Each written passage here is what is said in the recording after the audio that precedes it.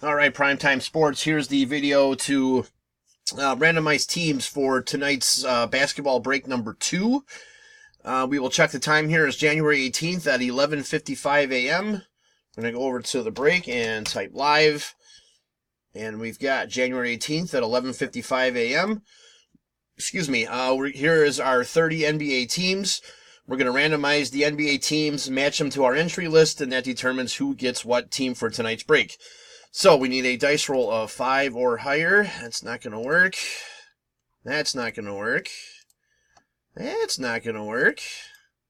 That's not going to work. Hey, there we go. 9 times. All right, here we go. Good luck. 1, 2, 3, 4, 5, 6, 7, 8, and 9. There we go. So we'll get this posted. You guys can trade teams until tonight. And that's it. We'll see you for the break tonight.